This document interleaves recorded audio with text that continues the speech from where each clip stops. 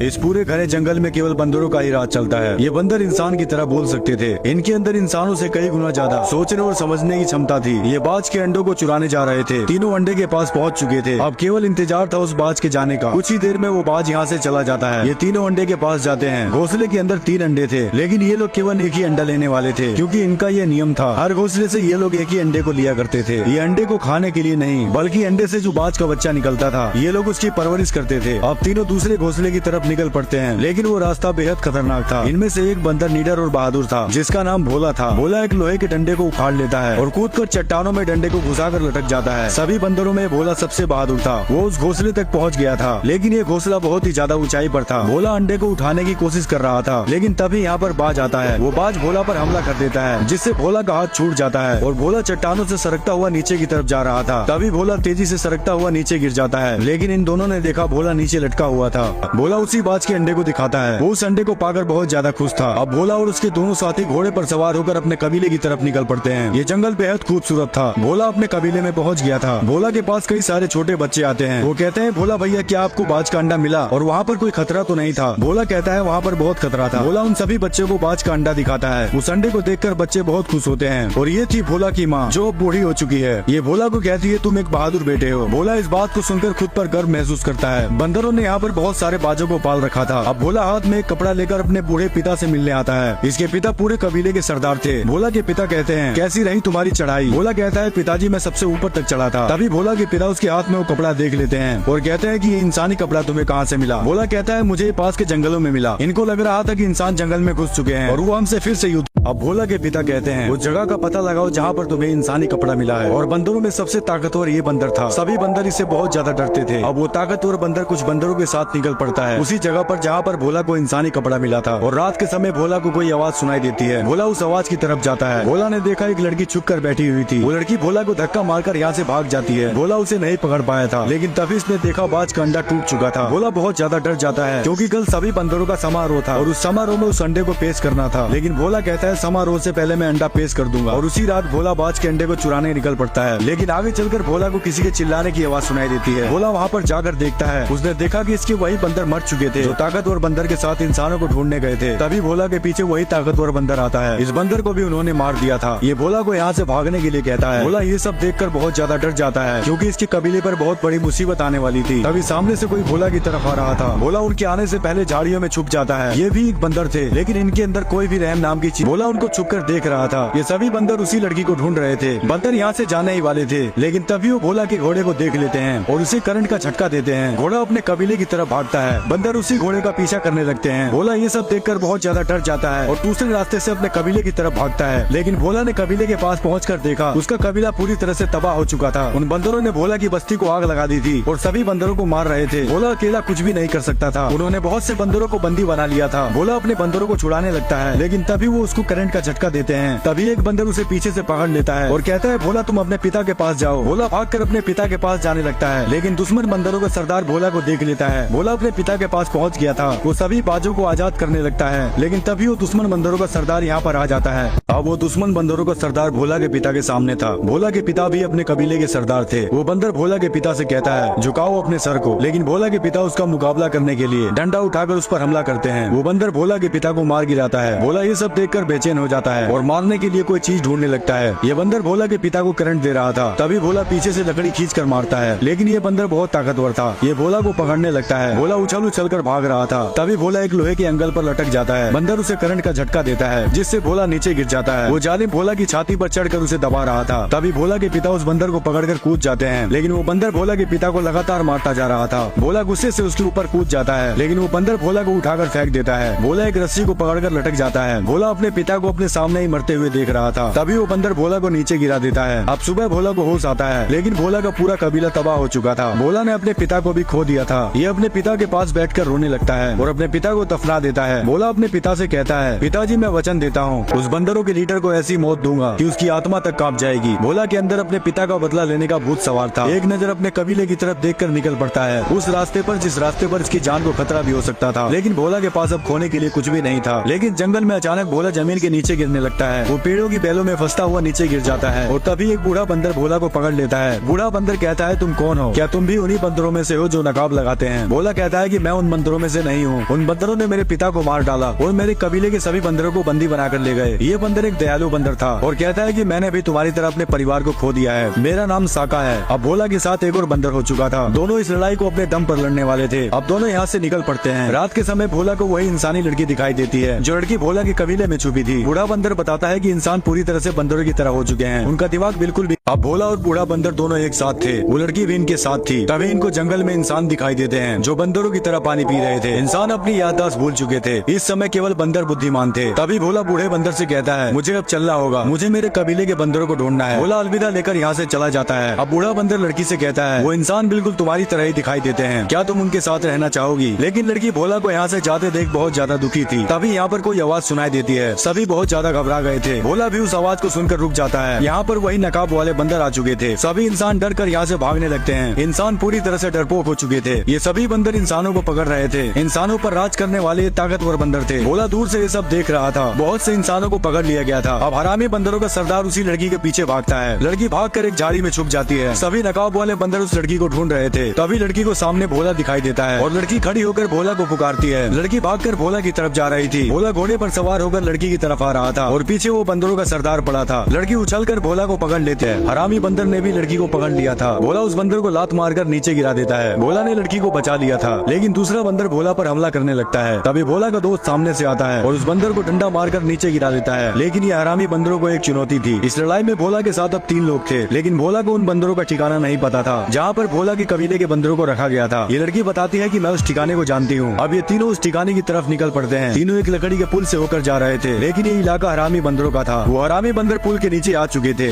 इन तीनों को उसके बारे में अंदाजा भी नहीं था। तभी सामने से वही हरामी बंदर आता है। भोला घबरा जाता है और दोनों को पीछे भागने के लिए कहता है, लेकिन पीछे भी एक बंदर खड़ा था। ये तीनों यहाँ पर अब फंस चुके थे। तभी एक बंदर पीछे से भोला को पकड़ लेता है। बूढ़ा बंदर भोला को बचाने के लिए उसकी तरफ जाता है, लेकिन तभी इस लड़की को दूसरा बंदर पकड़ लेता है। लड़की खुद को छुड़ाने के लिए बंदर को पानी में धक्का मार देती है। लड़की ने जाल को पकड़ रखा था। बूढ़ा बंदर लड़की को बचाने की कोशिश कर रहा था और भोला उस बंदर से लड़ाई कर रहा था, लेकिन भोला उस बंदर से हार गया था। तभी बूढ़ा बंदर लड़की को बचाने के चक्कर में फंस जाता है। अब बूढ़ा बंदर लड़की को बचा लेता है, लेकिन वो खुद ही फंस गया था। भोला भी उसे नहीं बचा सकता था। हरामी बंदरों का लीडर जाल को चाकू से काट देता है। भोला ने अपने एक और साथी को खो दिया था। अब भोला और लड़की को पकड़कर अपने कबीले लेकर जा रहे थे। भोला को एक मौका मिल चुका था अपने कबीले के साथियों से मिलने का। भोला हरामी बंदरों के कबीले में पहुंच गया था, लेकिन यहाँ पर बहुत सारे बंदर थे। लड़की को भोला से अलग कर दिया जाता है। ये एक तरह से कैद खाना था। यहाँ सभी बंदरों को गुलाम बना रखा था। उनसे काम करवाया जा रहा था। ये जगह समुद्र के बीचों बीच थी। भोला अपने कबीले के बंदरों को ढूंढ रहा था। तभी भोला की दोस्त भोला को देख लेती है। दोनों इतने दिनों बाद मिलकर बहुत खुश होते हैं। भोला उससे अपनी माँ के बारे में पूछता है। भोला की दोस्त भोला को उसकी माँ से मिलवाने लेकर जा रही थी। तभी भोला अपनी माँ को देखता है और भागकर गले से लग जाता है। भोला ने भले ही अपने पिता को खो दिया था, लेकिन भोला की माँ अभी जिंदा थी। अब कुछ बंदर जोर जोर से घंटे को बजा रहे थे, क्योंकि इन हरामी बंदरों का सबसे बड़ा सरदार यहाँ पधारने वाला था। वो बहुत ही फुर्तीला था और सभी बंदरों से ताकतवर था, जिसका नाम अजगर था। अजगर ने अपनी पूरी सेना खड़ी कर रखी थी। अजगर किसी खजाने के बारे में बात कर रहा था, जिसका दरवाजा बहुत ही ज्यादा मजबूत था। दरवाजे को तोड़ना सभी को लग रहा था कि उसके अंदर कुछ ऐसी चीजें हो सकती है जिससे सभी बंदर विकास की सीढ़ी तक पहुँच सकते हैं। अब सभी बंदर जोर जोर से दरवाजे को खींचने लगते हैं। बंदरों के साथ साथ घोड़े भी जोर लगा रहे थे, लेकिन फिर भी वो दरवाजा नहीं खुल रहा था। भोला उनको ये सब करते हुए देख रहा था। तभी हरामी बंदर अपने भाले से तार में करंट का झटका देता है, जिससे उस पूरे दरवाजे में आग लग जाती है। बंदरों का सरदार सभी को और जोर लगाने के लिए बोल रहा था, लेकिन वो जंजीर आग की गर्मी से पिघलकर टूट जाती है। इनसे वो दरवाजा नहीं खुला था। ये बंदर इस दरवाजे को कई महीनों से खोलने की कोशिश कर रहे थे। अब बंदरों का सरदार भोला और उसी लड़की से पूछ रहा था, बताओ उस दरवाजे को कैसे तोड़ सकते हैं और उसके अंदर ऐसी क्या चीज है। हम भी इंसानों की तरह विकास करना चाहते हैं, जैसे इंसान हवा में जहाज को उड़ाया करते थे। लेकिन भोला को कुछ भी समझ नहीं आ रहा था। तभी लड़की कहती है कि तुम लोग दरवाजे के अंदर नहीं जा सकते हो। ये लड़की सब जानती थी कि उस दरवाजे के अंदर ऐसी क्या चीज थी, लेकिन वो इन बंदरों को नहीं बताना चाहती थी, क्योंकि कई साल पहले जब इंसान लुप्त हो रहे थे तो उसी दरवाजे के अंदर अपने बहुत से कीमती हथियार लेकर छुपे थे। लेकिन हरामी बंदरों का सरदार भोला को फुसलाने लगता है।